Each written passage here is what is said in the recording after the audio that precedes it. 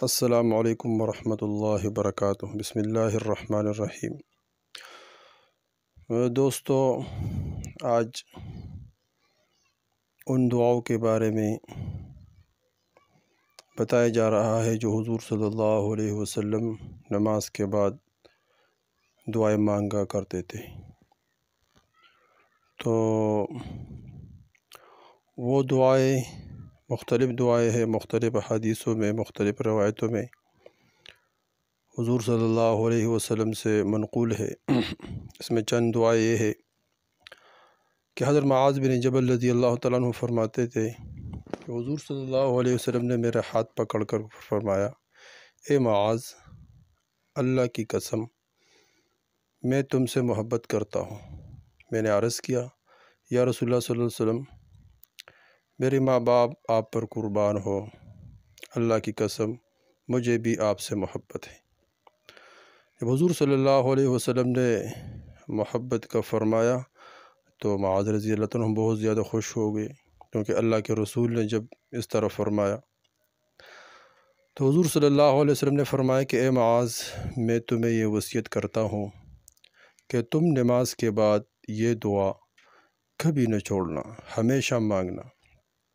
وہ دعا یہ ہے، اللہم اعنی علی ذکرک و شکرک و حسن عبادتک۔ ایک دعا تو یہ ہے۔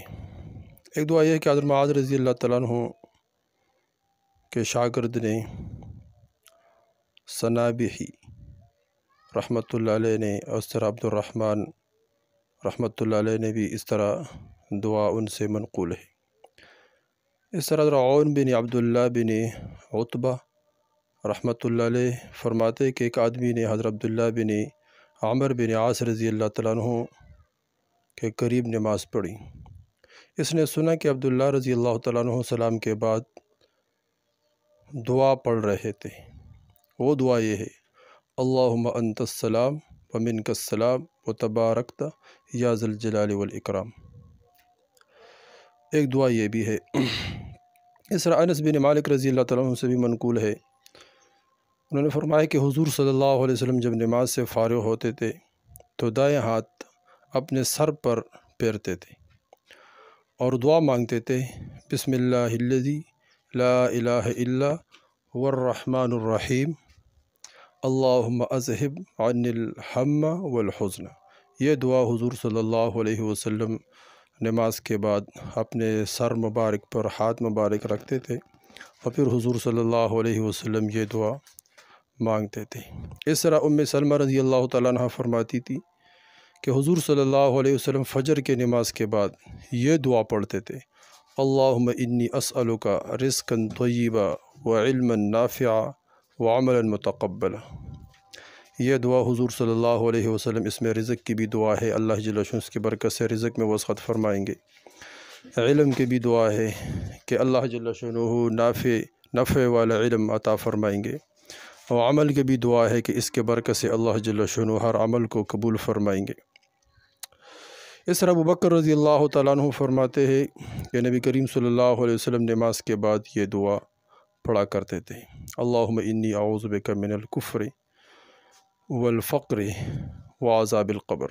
تین چیزوں سے حضور صلی اللہ علیہ وسلم پناہ مانگتے تھے، کفر سے، اس طرح فقر سے، اس طرح عذاب قبر سے۔ تو یہ اس طرح حضور صلی اللہ علیہ وسلم سے یہ دعائیں منقول ہے۔